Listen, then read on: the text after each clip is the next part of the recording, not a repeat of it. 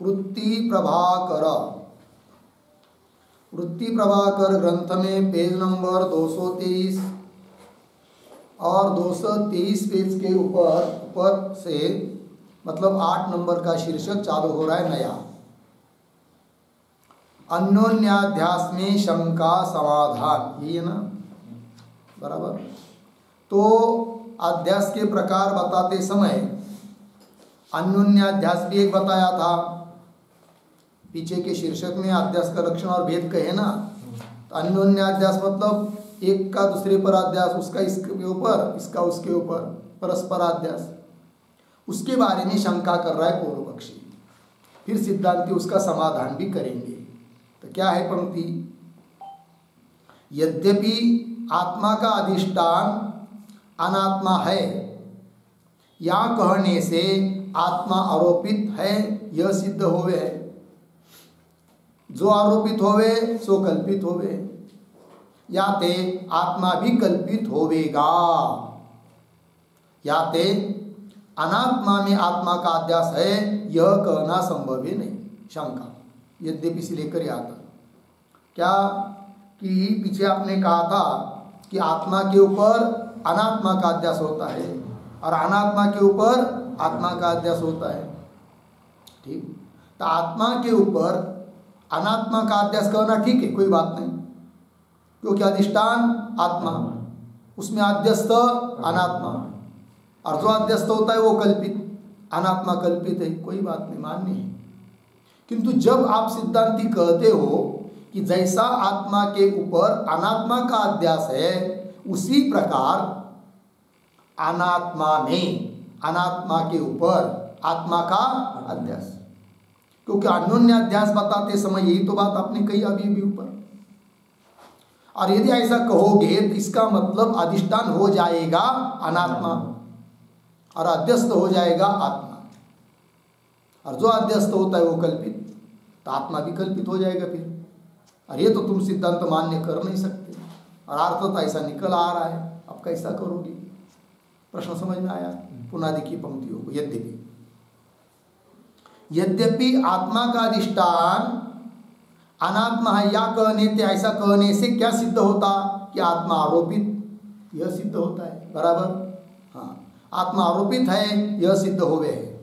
और दूसरी बात, जो आरोपित होवे सो कल्पित होवे, या ते आत्मा भी कल्पित होवेगा, आत्मा क्या होगा? कल्पित, बराबर है। या ते अनात्मा में आत्मा का अध्यास है यह कहना संभव है।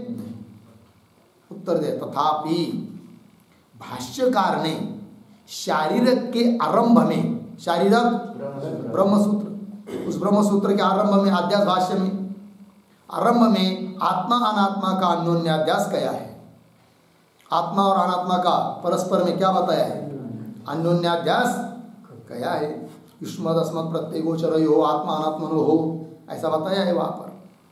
याते, इसलिए अनात्मा में आत्मा के अध्यास का निषेध तो बने नहीं, मतलब अनात्मा में आत्मा का अध्यास मानना ही पड़ेगा, मना नहीं कर सकते, निषेध नहीं कर सकते। तो बोलेंगे निषेध नहीं कर सकते, अध्यास है अनात्मा में आत्मा का, तब हमने जो ऊपर बात कही उसका क्या फिर? तब कह रहे उसका भी उत्तर देंगे।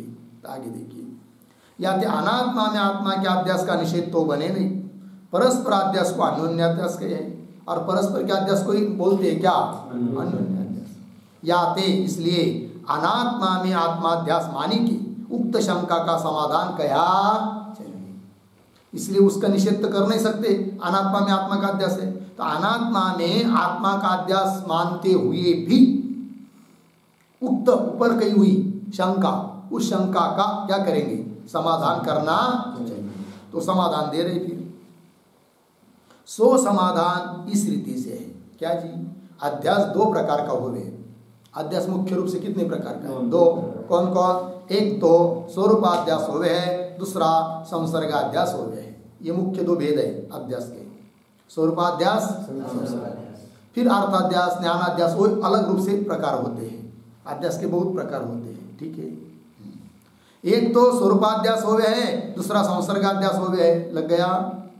जा पदार्थ का स्वरूप अनिर्वचनीय उपजे, ताकू स्वरूपाध्यास कहे हैं। स्वरूपाध्यास मतलब क्या? जिस पदार्थ का स्वरूप अनिर्वचनीय उत्पन्न होता है उसको, उसका अध्यास मतलब स्वरूपाध्यास। जैसे रज्जु के ऊपर सर्प अनिर्वचनीय उत्पन्न होता है, अतः सर्प का अध्यास स्वरूपाध्यास है। शुक्ति के ऊपर रजत अनिर्वचनीय उत्पन्न होता है, अतः रजत का अध्यास स्वरूपाध्यास है। देखिए, जहाँ पदार्थ का स्वरूप अनिर्वचनीय उपजे ताको स्वरूपाध्यास कहे। जैसे उदाहरण, शुक्ति में रजत का स्वरूपाध्यास है कि नहीं? शुक्ति में अध्यास होता है कि नहीं? किसका? रजत का। कौन सा अध्यास है वो? स्वरूपाध्यास है। शुक्ति में रजत का स्वरूपाध्यास है। और आत्मा में अहंकारादि अनात्मा का, अहंकारादि क्या है? अनात्मा। अहंकार देह वगैरह सब अनात्मा है, आत्मष्टिकने अध्यस्त है। अनिर्वचनीय अहंकारादि उत्पन्न होते हैं, अतः उनका भी अध्यास स्वरूपाध्यास। आत्मा में अहंकारादि अनात्मा का स्वरूपाध्यास है। तैसे स्वरूपाध्यास बताया ना अभी, तैसे जा पदार्थ का स्वरूप तो प्रथम सिद्ध होवे, व्यवहारिक होवे अथवा पारमार्थिक होवे, कोई मतलब नहीं, कोई भी हो, व्यवहारिक रहने दो, पारमार्थिक रहने दो, पहले से ही स्वरूप क्या है? सिद्ध है, उत्पन्न होता नहीं। तैसे जा पदार्थ का स्वरूप तो प्रथम सिद्ध होवे, व्यवहारिक होवे अथवा पारमार्थिक होवे। और अनिर्वचनीय संबंध उपजे सो संसर्गाध्यास कहिए। वो पदार्थ अनिर्वचनीय उत्पन्न नहीं हो रहा है, पदार्थ तो पहले से विद्यमान है, किंतु उसका अनिर्वचनीय संबंध क्या होता है? उत्पन्न होता है। उसको कहते हैं क्या? संसर्गाध्यास। बोलेंगे, उदाहरण देंगे।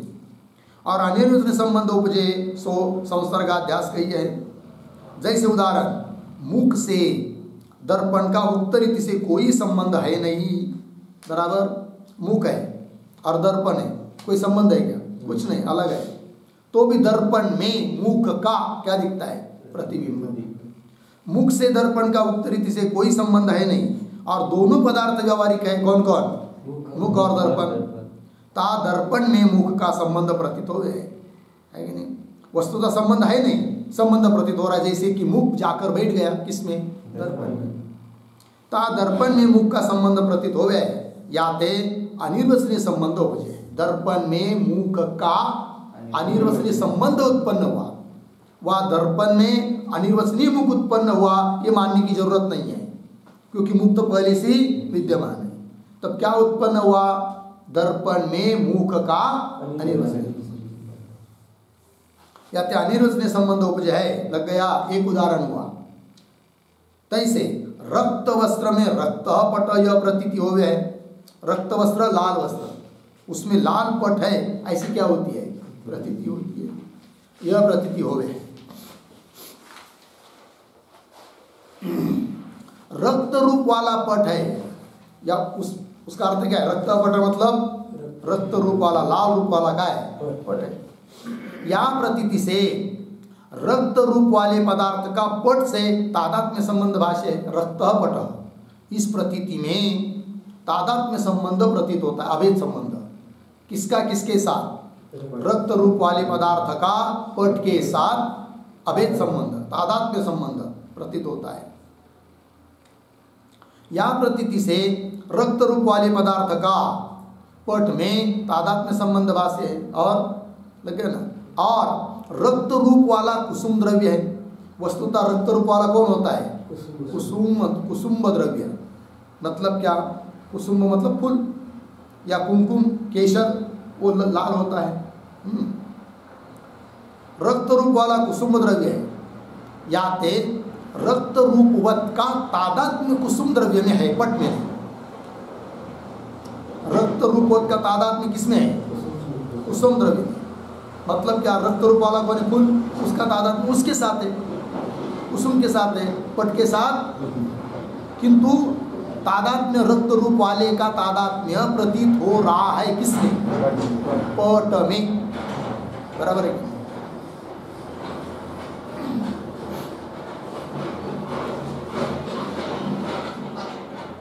हो गया।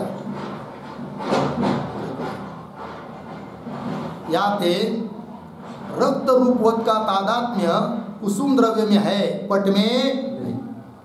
उस रीति से रक्त रूपवत कुसुम द्रव्य है। रक्त रूप वाला कौन है? कुसुम द्रव्य है। और पट तो व्यवहारिक है। पट का कैसा है? व्यवहारिक है। तिनका तादात्म्य संबंध अनिर्वचनीय उपजे है, क्योंकि तादात्म्य रक्त रूपवत का तादात्म्य कुसुम द्रव्य के साथ है।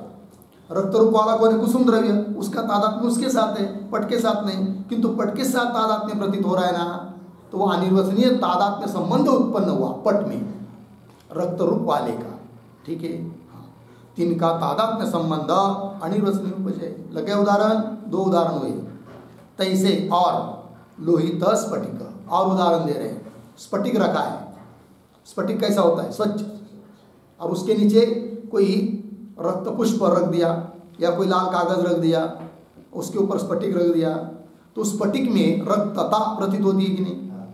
तो वस्तुतः रक्तता उत्पन्न होती है कि वह नहीं, क्योंकि रक्तता पहले से विद्यमान है स्फटिक के नीचे। अतः अनिर्वचनीय रक्तता उत्पन्न नहीं हो रही है। वो रक्तता जो फूल में है, उस रक्तता का तादात्म्य संबंध फूल के साथ है। नीचे रखा हुआ फूल, उसका तादात्म्य संबंध फूल में, पुष्प में प्रतीत न होकर स्फटिक में प्रतीत हो रहा है। अर्थात स्फटिक में अनिर्वचनीय तादात्म्य संबंध उत्पन्न हुआ, संबंध उत्पन्न हुआ। अनिर्वचनीय रक्तता उत्पन्न नहीं। यदि अनिर्वचनीय रक्तता स्फटिक में उत्पन्न हुई रहती, तब इसको भी हम कहते क्या? स्वरूपाध्यास है। किंतु यहाँ पर स्वरूपाध्यास नहीं है। फिर कौन सा है? संसर्गाध्यास है। संबंध है अन्य जगह, प्रतीत हो रहा है अन्य जगह। रक्तता का संबंध पुष्प के साथ है, प्रतीत हो रहा है स्फटिक के साथ। इसलिए क्या हुआ? अनिर्वचनीय तादात्म्य संबंध उत्पन्न हुआ। अतः क्या हुआ? है संसर्गाध्यास। तैसे लोहित स्फटिक या प्रतीति से लोहित का मतलब लालपना का तादात्म्य संबंध स्फटिक में भाष्य है। रक्तता का, लालपना का, लोहित का तादात्म्य किसके साथ है? लोहित के साथ है। जो भी फूल आदि होगा स्फटिक के साथ नहीं, और स्फटिक में भाषित हो रहा है। यहाँ प्रतीति से लोहित का तादात्म्य संबंध स्फटिक में भाष्य है, और लोहित का तादात्म्य पुष्प में है, स्फटिक में नहीं। रक्त रूप वाले को लोहित कहे है। लोहित मतलब क्या? जो रक्त रूप वाला है उसको कहते हैं क्या? लोहित। रक्त रूप वाला पुष्प है, स्फटिक नहीं। या तो स्फटिक में अनिर्वचनीय तादात्म्य संबंध लोहित का उपजे है। बराबर? लोहित का तादात्म्य संबंध लोहित के साथ है, स्फटिक के साथ नहीं। किंतु स्फटिक में प्रतीत हो रहा है, इसका मतलब स्फटिक में क्या हुआ? अनिर्वचनीय तादात्म्य संबंध उत्पन्न हुआ। किसका? लोहित का। या तो स्फटिक में अनिर्वचनीय तादात्म्य संबंध लोहित का उपजे लग गया। इस रीति से अनेक स्थानों में संबंधित तो व्यवहारिक है। संबंधी कैसा है? व्यवहारिक है। लोहित भी व्यवहारिक है, स्फटिक भी व्यवहारिक है। अनेक स्थानों में संबंधित तो व्यवहारिक है। तिनके संबंधन के ज्ञान अनिर्वचनीय उपजे। किंतु उनका जो संबंध, वो ज्ञान कैसा उत्पन्न होता है? अनिर्वचनीय। तिनके संबंधन के ज्ञान अनिर्वचनीय उपजे है। तिनको संसर्गाध्यास कहे। उसी को क्या कहते हैं? संसर्गाध्यास। उदाहरण समझ में आए? अब सिद्धांत की बात बता रहे हैं। तैसे चेतन का अहंकार में अध्यास नहीं। बराबर है? अन्योन्याध्यास बताना है ना। आत्मा में अनात्मा का स्वरूपाध्यास। फिर कहा था कि अनात्मा में भी आत्मा का अध्यास, किंतु अनात्मा में आत्मा कोई अनिर्वचनीय उत्पन्न नहीं होता है। अतः आत्मा में अनात्मा का स्वरूपाध्यास है, किंतु अनात्मा में आत्मा का संसर्गाध्यास है। बराबर? हाँ, वही दे रहे हैं। तो आत्मा कौन है? चेतन। उसका तादात्म्य उसके साथ है। चेतन कौन है? आत्मा ही है। वो चेतनता आत्मा में प्रतीत न होकर प्रतीत हो रही है अहंकार में, मन बुद्धि आदियों में, है कि नहीं? अतः लग रहा है कि मन बुद्धि आदि अहंकार, मैं चेतन हूँ, ऐसा अहंकार को लेकर बोल रहा है। तो चेतन कौन है? आत्मा। उसका तादात्म्य उसके साथ, किंतु उसका तादात्म्य, चेतनता का तादात्म्य आत्मा में न भाषित होकर भाषित हो रहा है अंतःकरण में। अर्थात अंतःकरण में अहंकारादि में अनिर्वचनीय उस चेतनता का अनिर्वचनीय तादात्म्य संबंध उत्पन्न हुआ। इसलिए उसको कहते हैं क्या? संसर्गाध्यास। ठीक है, पंक्ति देखिए। तैसे चेतन का अहंकार में अध्यास नहीं, लग गया जी। किंतु चेतन तो पारमार्थिक है। चेतन क्या है? पारमार्थिक है, ताकि संबंध का अहंकार में अध्यास है। बराबर, ताकि संबंध का अहंकार में अध्यास है, लग गया। कैसे स्पष्ट कर रहे? आत्मता चैतन्य है, आत्मता तादात्म्य चेतन का चैतन्य है, आत्मता चैतन्य है और अहंकार में प्रतीत होवे है। या ते आत्मा का तादात्म्य चैतन्य है और अहंकार में प्रतीत होवे है। आत्मा का तादात्म्य आत्मा में चैतन्य है, किंतु प्रतीत हो रहा है अहंकार में, और अहंकार में प्रतीत होवे है। या ते, इसलिए आत्मचेतन का तादात्म्य संबंध अहंकार में अनिर्वचनीय है। बराबर, आत्मचेतन का तादात्म्य संबंध अहंकार में कैसा उत्पन्न हुआ? अनिर्वचनीय। आत्मा ने अनिर्वचनीय उत्पन्न हुआ, उसका तादात्म्य संबंध। आत्मचेतन का तादात्म्य संबंध अहंकार में अनिर्वचनीय है। अथवा, लग गया जी, अथवा आत्मवृत्ति तादात्म्य का अहंकार में अनिर्वचनीय संबंध है। थोड़ा सा अंतर है दोनों में। आत्मवृत्ति तादात्म्य का, तादात्म्य का है आत्मा में, है कि नहीं? और अहंकार में क्या? अनिर्वचनीय, उस तादात्म्य का अनिर्वचनीय संबंध उत्पन्न होता है। दोनों में देखिए पंक्ति पुनः, पहले की पंक्ति बात की, या ते सपट लगा, मिल गया। आत्मचेतन का तादात्म्य संबंध, आत्मचेतन का तादात्म्य संबंध किसमें? अहंकार में अनिर्वचनीय है, एक बात। अथवा आत्मवृत्ति तादात्म्य का, फर्क समझ में आएगा। ऊपर क्या था? आत्मचेतन का तादात्म्य संबंध, अहंकार में अनिर्वचनीय उत्पन्न हुआ, तादात्म्य संबंध उत्पन्न हुआ। अब क्या करें? तादात्म्य आत्मा का आत्मा नहीं है, तादात्म्य नहीं उत्पन्न हुआ, फिर तादात्म्य का संबंध। अथवा, अथवा आत्मवृत्ति तादात्म्य का, मिल गया कि नहीं? तादात्म्य कहाँ है? आत्मा का तादात्म्य आत्मा में ही है, उस तादात्म्य का संबंध। पहले क्या था? तादात्म्य संबंध ही अनिर्वचनीय उत्पन्न हुआ, अब तादात्म्य संबंध नहीं अनिर्वचनीय उत्पन्न हो रहा है। तादात्म्य आत्मा का आत्मा नहीं है, तादात्म्य का संबंध अनिर्वचनीय उत्पन्न हुआ। फर्क समझ में आया? तादात्म्य का संबंध मतलब तादात्म्य है किसका? आत्मा का आत्मा नहीं। ऐसा लग रहा है कि चेतन ही, अहंकार ही चेतन बन गया, तो तादात्म्य का संबंध प्रतीत हो रहा है किसमें? अनात्मा में, ठीक है। और पहली पंक्ति में क्या? तादात्म्य आत्मा का, आत्मा है ना, तादात्म्य उसका उसमें, किंतु वह तादात्म्य संबंध जैसा आत्मा में है वैसा ही तादात्म्य संबंध, तादात्म्य रूप संबंध उत्पन्न हो रहा है अहंकार में। ये दोनों में अंतर। या आत्मचेतन का तादात्म्य संबंध अहंकार में अनिर्वचनीय है, अथवा आत्मवृत्ति तादात्म्य का अहंकार में अनिर्वचनीय संबंध है। या चेतन कल्पित नहीं, दोनों में से कोई भी बात मानो, चेतन कल्पित सिद्ध नहीं होता है, क्योंकि चेतन तो क्या है? थोड़ी अनात्मा में अनिर्वचनीय उत्पन्न हो रहा है, ऐसा नहीं है ना। हाँ, या चेतन कल्पित नहीं, किंतु चेतन का अहंकार में तादात्म्य संबंध कल्पित है। चेतन का अहंकार में क्या? तादात्म्य संबंध क्या है? कल्पित है। बराबर है कि नहीं? है भी वो कल्पित, क्योंकि तादात्म्य संबंध चेतन का चेतन में वहां भासना चाहिए था, वहां न भास्कर प्रतीत न होकर अहंकार में प्रतीत हो रहा है, वो तो कल्पित है। किंतु चेतन का अहंकार में तादात्म्य संबंध कल्पित है, लग गया। अथवा आत्मचेतन के तादात्म्य का संबंध, आत्मचेतन का तादात्म्य आत्मा में, उसका संबंध कल्पित है। यद्यपि अद्वैत ग्रंथन में उक्त दोनों, यद्यपि अद्वैत ग्रंथन में उक्त उदाहरणों में अन्यथा ख्याति कही है। बहुत सारे ग्रंथों में, वेदांत के ग्रंथ में भी ऐसे पदों पर है कि नहीं, जहाँ पर आरोपित पदार्थ का और अधिष्ठान पदार्थ का संबंध होता है, वहाँ पर क्या मानी गई है? अनिर्वचनीय ख्याति, सॉरी अन्यथा ख्याति। यद्यपि अद्वैत ग्रंथ में उक्त उदाहरणों में अन्यथा ख्याति कही है, तथापि ब्रह्म विद्या भरण में, ब्रह्म विद्या भरण नाम का ग्रंथ है, उसमें उक्त रीति से सारे सभी जगह अनिर्वचनीय ख्याति मानी के निर्वाह कराया है। कौन सी ख्याति मानी है? अनिर्वचनीय। अन्यथा ख्याति प्रसिद्ध नहीं है, क्या प्रसिद्ध है? वेदांत मत में नहीं, ऐसा उन्होंने बताया है। लग गया?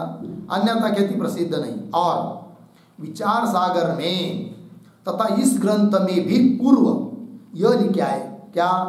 जहां अधिष्ठान आरोप्य का संबंध होवे ता अन्यथा ख्याति है।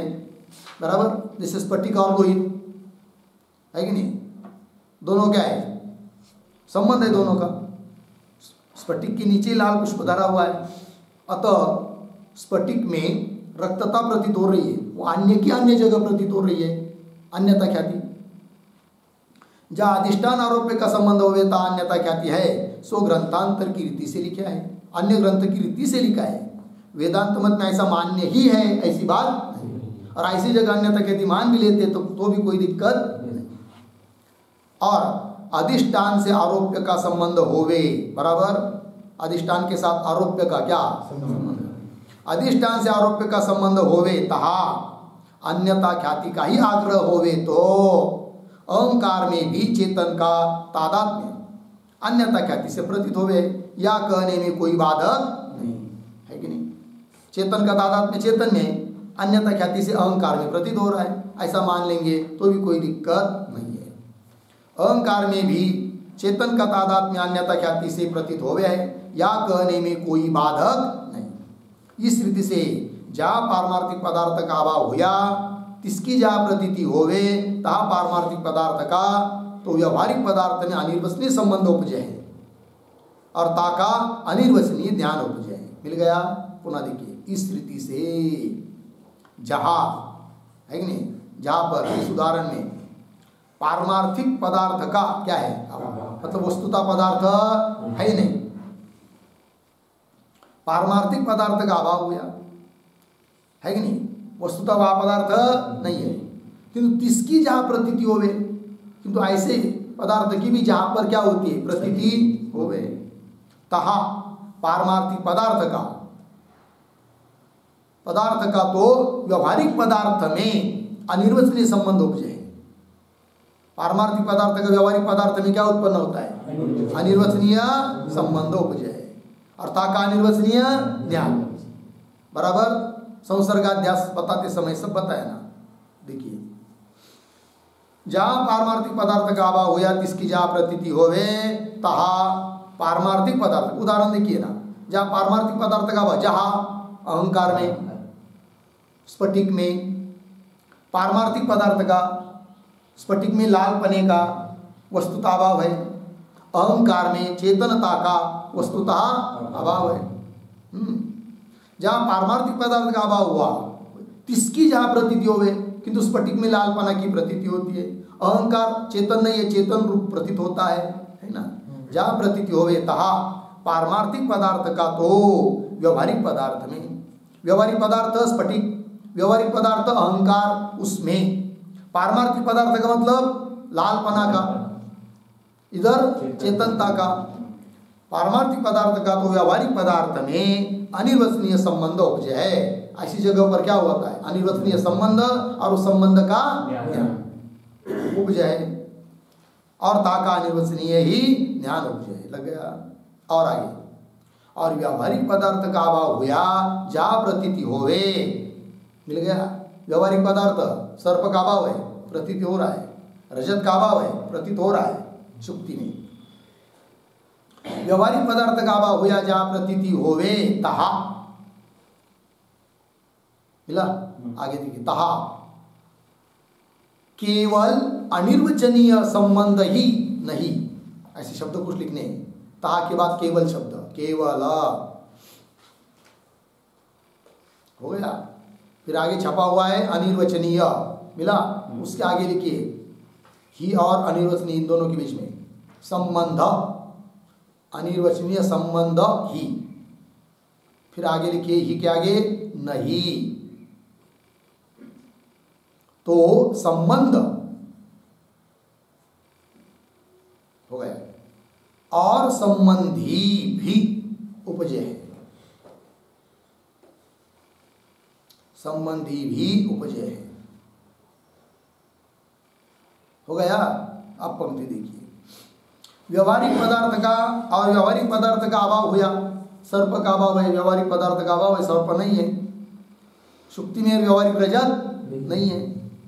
व्यवहारिक पदार्थ का अभाव हुआ, जहां प्रतीति होता केवल अनिर्वचनीय संबंध ही, केवल अनिर्वचनीय संबंध उत्पन्न नहीं होता है, फिर केवल अनिर्वचनीय संबंध ही नहीं तो संबंध और संबंधी भी, संबंधी क्या कि भी उपजय है, संबंध और संबंधी दोनों उत्पन्न होते हैं, बराबर। सर्प भी अनिर्वचनीय उत्पन्न होता है और सर्प का रज्जु के साथ संबंध भी अनिर्वचनीय उत्पन्न होता है, और संबंधी का अनिर्वचनीय ज्ञान उपजय, संबंधी और संबंधी का ज्ञान, सर्प और सर्प का ज्ञान, अनिर्वचनीय ज्ञान उपजय है, लग गया।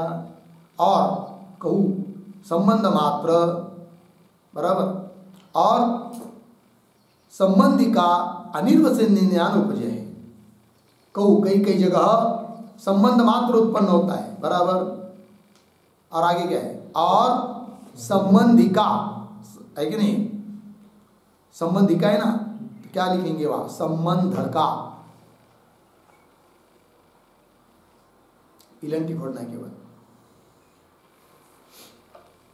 और को संबंध मात्र और संबंध का अनिर्वचनीय ज्ञान उपजय, संबंध केवल संबंध उत्पन्न होता है और उसका ज्ञान उत्पन्न होता है, बराबर, पदार्थ उत्पन्न होता नहीं है, संबंध, संबंध का ज्ञान। कहूँ संबंध मात्र और संबंध का अनिर्वचनीय ज्ञान उपजय, लग गया।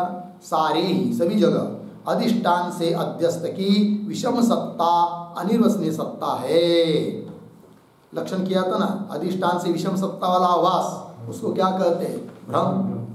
तो सारे सभी जगह अधिष्ठान से अध्यस्त की क्या, विषम सत्ता, यही है अनिर्वचनीय सत्ता है। आत्मा का अनात्मा में अध्यास होवे, आत्मा का अनात्मा में अध्यास होवे, तहा भी अधिष्ठान अनात्मा व्यवहारिक है। अधिष्ठान अनात्मा कौन, अहंकार आदि कैसे है, व्यवहारिक है, और अध्यस्त आत्मा नहीं है वहां पर।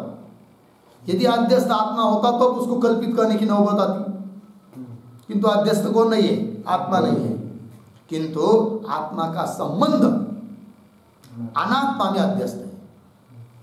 आत्मा का संबंध आत्मा में वस्तुता तादात्म्य, किंतु वह संबंध अनात्मा में प्रतीत हो रहा है, वो कल्पित है, उसको कल्पित मानो, कोई दिक्कत नहीं। संसर्गाद्य सिद्ध हुआ, अर्थात अन्योन्याद्य सिद्ध हुआ, ठीक, किंतु आत्मा का संबंध अनात्मा में अध्यस्त है, याते अनिर्वचनीय है। लग गया जी। तो अन्योन्याध्यास समझ में आया। जहाँ भी अन्योन्याध्यास बताया जाता है वहाँ पर एक का स्वरूपाध्यास होता है और एक का संसर्गाध्यास होता है, ठीक। आत्मा में अनात्मा का स्वरूपाध्यास और अनात्मा में आत्मा का संसर्गाध्यास। बात लगी। चलिए आगे, ये 8 नंबर का शीर्षक या पूरा हुआ। अब आगे चलते हैं 9 नंबर का शीर्षक, ठीक है।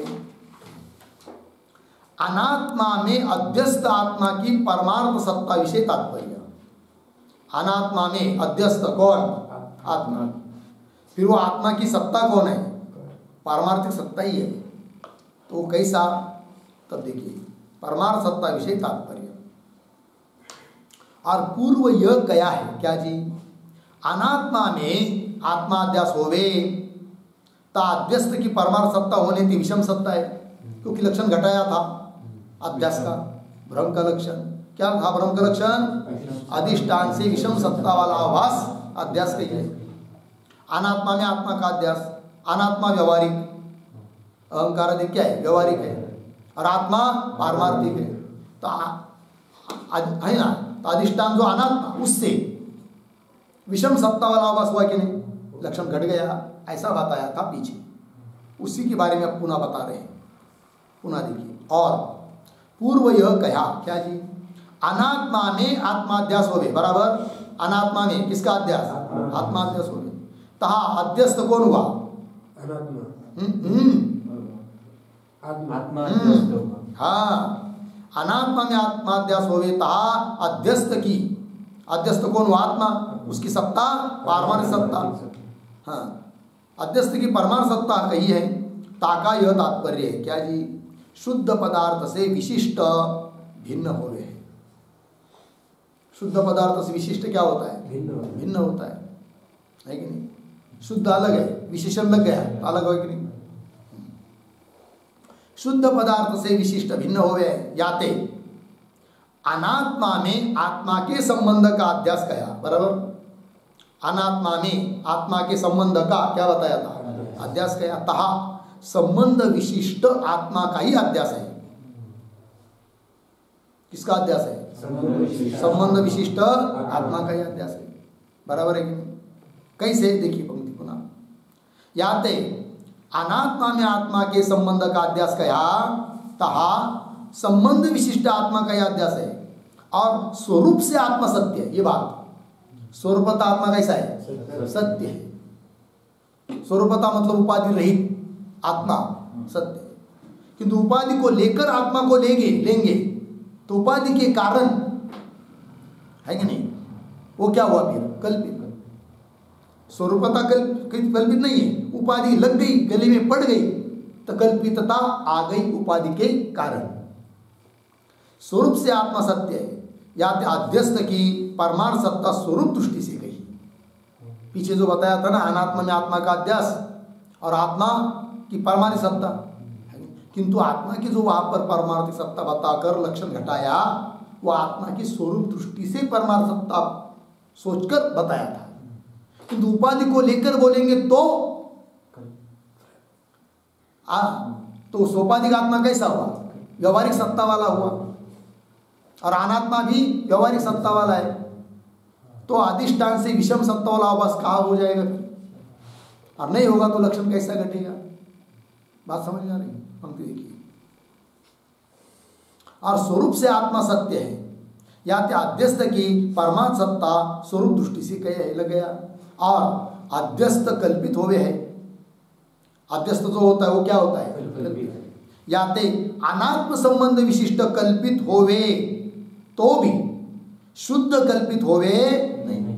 अनात्मा का संबंध सहित आत्मा, भले उसको कल्पित मानो, किंतु उपाधि वजह कर दी, शुद्ध आत्मा वो कल्पित नहीं है। अनात्म संबंध विशिष्ट कल्पित होवे तो भी शुद्ध कल्पित होवे नहीं। काहे थे? शुद्ध से विशिष्ट को भिन्न होने थे। शुद्ध कैसा होता है? विशिष्ट से भिन्न होता है, बराबर? शुद्ध से विशिष्ट को भिन्न होने थे। विशिष्ट की कल्पितता शुद्ध में होवे नहीं, बराबर कि नहीं? विशिष्ट की कल्पितता किसमें? शुद्ध में होवे नहीं। अर्थात विशिष्ट की जो बात है वो शुद्ध में नहीं कह सकते, क्योंकि दोनों अलग अलग है। शुद्ध से विशिष्ट को भिन्न होने थे। विशिष्ट की कल्पितता, कल्पित कौन है? विशिष्ट। शुद्ध को कल्पित कर सकते हैं क्या? नहीं। क्यों नहीं? दोनों अलग है। विशिष्ट अलग होता है, शुद्ध अलग होता है, तो कल्पित कौन हुआ? विशिष्ट। शुद्ध कल्पित है क्या? नहीं। का क्यों? दोनों भिन्न है, विशिष्ट से भिन्न है। वो कौन? शुद्ध। शुद्ध से विशिष्ट को भिन्न होने थे। शुद्ध से भिन्न होता है कौन? विशिष्ट होने थे। विशिष्ट की कल्पितता शुद्ध में होवे नहीं, बराबर? अतः शुद्ध कैसा है? पारमार्थिक है, किंतु विशिष्ट कैसा है? कल्पित है, बराबर? उपाधि को लेकर अनात्म संबंध विशिष्ट, अनात्म संबंध विशिष्ट आत्मा, ये क्या हुआ? कल्पित, बराबर? और केवल आत्म संबंध के अध्यास कहने ते लग गया। केवल आत्म संबंध के अध्यास कहने ते संबंध विशिष्ट आत्मा का अध्यास कहना और अध्यस्त की परमार्थ सत्ता कहना ही श्रेष्ठ है। लग गया? अभी ऊपर क्या कहा? आत्मा का अध्यास नहीं, आत्मा के संबंध का अध्यास। ये यहां बोला जा रहा है कि आत्मा के संबंध का अध्यास कहने की बजाय क्या करो? संबंध विशिष्ट आत्मा का अध्यास मानो, बराबर? केवल आत्म संबंध के अध्यास कहने थे, मतलब कहने की अपेक्षा संबंध विशिष्ट आत्मा का अध्यास कहना, अध्यास कहो, फिर अध्यस्त की परमार्थ सत्ता कहना ही श्रेष्ठ है। तो भी अध्यस्त की क्या है, परमार्थ सत्ता कहना ही श्रेष्ठ है। काहे थे केवल संबंध का अध्यास कहे तो, केवल संबंध का अध्यास जहाँ बोला जाता है वहाँ पर क्या, केवल संबंध का अध्यास कहे तो अधिष्ठान की आरोपित से विषम सत्ता संभवे नहीं। क्या जी, कब केवल संबंध का अध्यास मानेंगे तो लक्षण घटेगा नहीं भ्रम का। क्या है भ्रम का लक्षण, अधिष्ठान से विषम सत्ता वाला आभास, उसको कहते हैं भ्रम। बोलेंगे लक्षण नहीं घटेगा, क्यों नहीं घटेगा, तब देखिए दे रहे एक बात। केवल संबंध का अध्यास कहे तो अधिष्ठान की आरोपित से विषम सत्ता संभवे काहे थी। आत्मा का संबंध अंतकरण में अध्यस्त है, घटा रहे, आत्मा का संबंध अध्यस्त है किसमें, अंतकरण में। और स्फुरन चेतन का तादात्म्य संबंध घटाधिकरण में अध्यस्त है। स्फुरन रूप कौन है, ज्ञान रूप कौन है, चेतन, और उसका तादात्म्य संबंध अध्यस्त है कहा, घटाधिकरण में। बोलेंगे घट में, हाँ यदि घट में नहीं होता अध्यस्त स्फुरन रूप संबंध तो घट स्फुरति, ये प्रतीति क्यों होती, जबकि घट स्फुरति मतलब घट भासता है, ये प्रतीत होता है कि नहीं। इसका मतलब स्फुरन रूप चेतन का तादात्म्य संबंध अध्यस्त है किसमें, घट में। स्फुरन रूप चेतन का तादात्म्य संबंध घटाधिकरण में अध्यस्त है काहे थे, घट स्फुरति यह व्यवहार घट में स्फुरन संबंध से प्रतीत हो गए। घट स्फुरति और होता है कि नहीं, घट में क्यों प्रतीत हो रहा है, स्फुरन रूप चेतन के संबंध से। यह व्यवहार घट में स्फुरन संबंध से प्रतीत हो गया है। चेतन के संबंध के अधिष्ठान अंतकरण और घटाधिक व्यवहारिक है, बराबर। चेतन के संबंध के अधिष्ठान, चेतन का संबंध प्रतीत हो रहा है अनात्मा में, उसका अधिष्ठान कौन, अंतकरण, जो कि अनात्मा है। चेतन के संबंध के अधिष्ठान अंतकरण और घटाधिक कैसे, व्यवहारिक है। और तीन में घटाधिकरण में अंतकरण में चेतन का संबंध भी व्यवहारिक है। चेतन का संबंध भी कैसा हो जाएगा, व्यवहारिक, प्रातिभाषिक नहीं। क्यों, चेतन का संबंध प्रातिभाषिक होवे तो ब्रह्म ज्ञान से बिना बात होया चाहिए, इसलिए उसको क्या नहीं कह सकते, प्रातिभाषिक नहीं कह सकते। चेतन का संबंध जो घट में और अंतकरण में अहंकार में प्रतीत हो रहा है वह प्रातिभाषिक नहीं है। क्यों, यदि प्रातिभाषिक होता तो ब्रह्म ज्ञान के बिना भी निवृत्त होता, किंतु ब्रह्म ज्ञान के बिना निवृत्त नहीं होता है। अतः अंतकरण अहंकार आदि में जो चेतन का संबंध है वो प्रातिभाषिक नहीं किंतु व्यवहारिक, बराबर। और घट में भी चेतन का स्फुरन रूप संबंध प्रातिभाषिक नहीं किंतु व्यवहारिक, क्योंकि ब्रह्म ज्ञान के बिना उसका बाद होता नहीं। लग गया, ब्रह्म ज्ञान के बिना जिसका बाद होता है उसको कहते प्रातिभाषिक। यहां पर भी ब्रह्म ज्ञान के बिना बाद होता तो कह पाते प्रातिभाषिक, किंतु ब्रह्म ज्ञान के बिना बाद नहीं होता है, अतः व्यवहारिक है। क्योंकि व्यवहारिक पदार्थ का भी ब्रह्म ज्ञान के बिना बाद होता नहीं, प्रातिभाषिक नहीं। चेतन का संबंध प्रातिभाषिक होवे तो ब्रह्म ज्ञान से बिना बाद हुआ चाहिए, और बाद होवे नहीं। या ते आत्म संबंध की और अधिष्ठान अनात्मा की व्यवहारिक सत्ता, आत्मा के संबंध की भी सत्ता व्यवहारिक और अधिष्ठान अनात्मा की भी सत्ता व्यवहारिक सत्ता, हाँ व्यवहारिक सत्ता होने थे, विषम सत्ता नहीं होने थे। इसका मतलब विषम सत्ता नहीं है, विषम सत्ता नहीं होने थे अध्यास का लक्षण संभवे नहीं। मिल गया जी, अध्यास का लक्षण घटेगा नहीं, क्योंकि अध्यास का लक्षण क्या था, अधिष्ठान से विषम सत्ता वाला आभास, उसको कहते हैं क्या, ब्रह्म। अध्यास या अधिष्ठान अनात्मा व्यवहारिक सत्ता वाला है, और उसके साथ चेतन का संबंध वो भी व्यवहारिक संबंध वाला है कि नहीं। तो विषम सत्ता वाला हुआ क्या, नहीं, तो लक्षण नहीं घटेगा।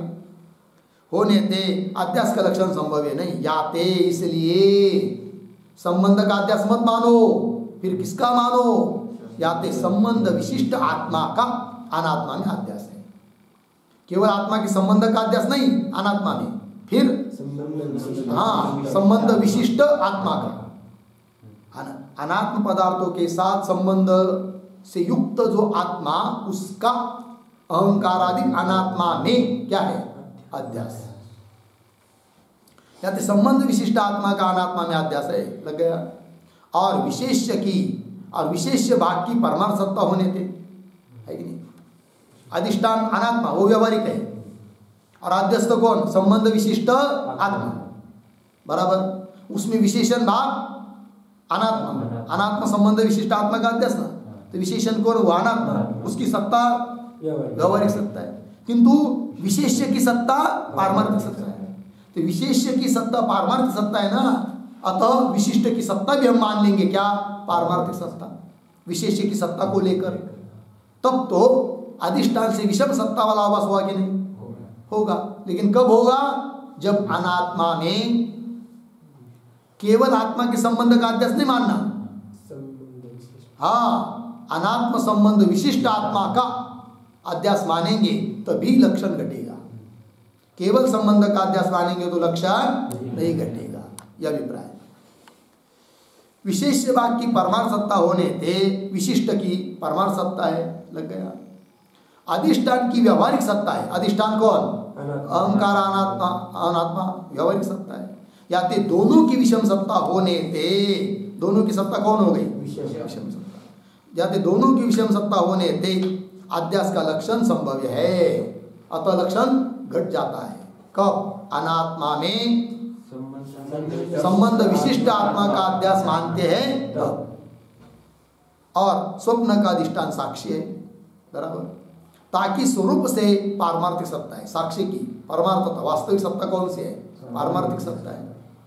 और पदार्थन की प्रातिभाषिक सत्ता है, स्वप्न पदार्थ की सत्ता प्रातिभाषिक सत्ता है। याते अधिष्ठान से विषम सत्ता होने थे अध्यास का लक्षण संभव, सरल बात है। अधिष्ठान साक्षी, उससे विषम सत्ता वाला हुआ कौन? स्वप्न पदार्थ, अतः अधिष्ठान से विषम सत्ता वाला आभास हो गया, अध्यास का लक्षण घट गया। ठीक। और ऊपर के चिंतन में क्या बताया? फिर केवल संबंध का अध्यास मत मानो, संबंध विशिष्ट संबंधी का अध्यास, तभी लक्षण घटेगा। एक मत हुआ। ठीक। आगे, यद्यपि सत्ता स्वरूप चेतन है, मुख्य सत्ता स्वरूप कौन है? चेतन है। ताका भेद कहना संभव है नहीं, अभी ऊपर कहा कि नहीं, विशिष्ट शुद्ध अलग नहीं। यद्यपि सत्ता स्वरूप चेतन है, ताका भेद कहना संभव है नहीं, तथापि चेतन स्वरूप सत्ता से सत्ता नाम भिन्न पदार्थ है। मतलब मूल जो चेतन स्वरूप सत्ता है वो अलग चीज है, और व्यवहार में जो सत्ता सत्ता बोलते वो अलग चीज है।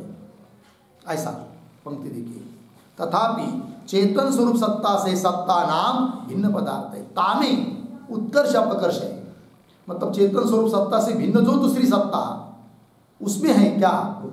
उत्कर्ष अपकर्ष है।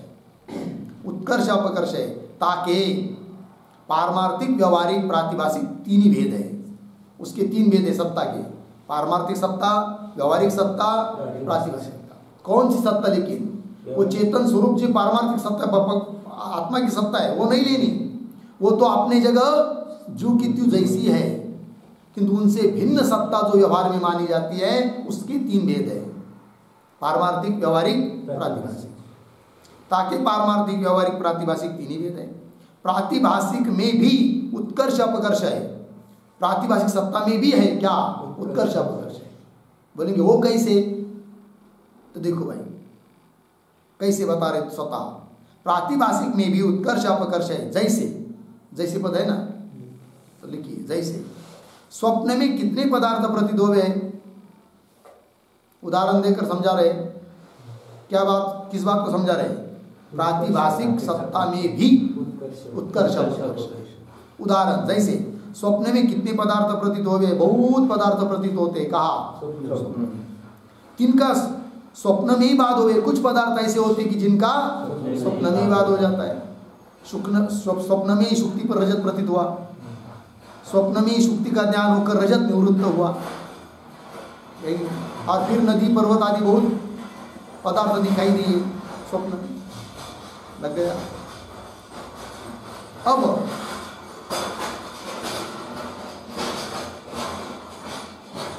अब स्वप्न में प्रतीत हुआ जो रजत, उसकी सत्ता, और स्वप्न में प्रतीत हुए जो नदी पर्वत आदि पदार्थ उनकी सत्ता, उसमें भेद है कि नहीं? क्योंकि स्वप्न में प्रतीत हुआ रजत स्वप्न में ही निवृत्त हुआ, उसकी बहुत कम है, प्रातिभाषिक सत्ता ही है, अपकर्ष है, कनिष्ठ है। और बाकी के पदार्थ स्वप्न में दिखाई देने वाले उनकी प्रातिभाषिक ही सत्ता है, किंतु उनमें उत्कर्ष है। ये बात जैसे स्वप्न में कितने पदार्थ प्रतीत हो गए हैं, तिनका स्वप्न में ही बात हो गए हैं, लग गया। आगे जिन का जागृत में लिखा है ना, जिन का मतलब जिन पदार्थ का, ऐसा करना है।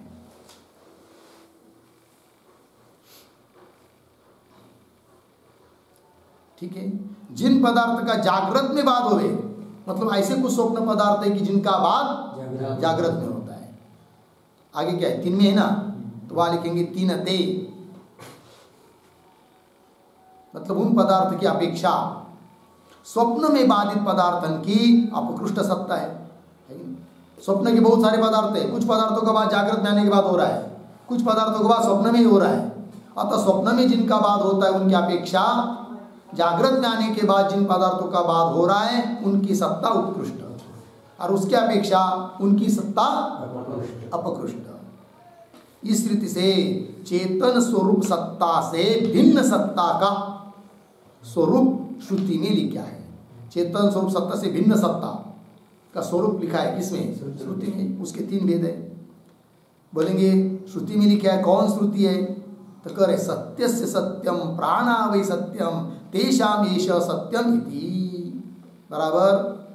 सत्यस्य, इस सत्य शब्द से किसको लेंगे? जगत को, घट पट आदि पदार्थों को।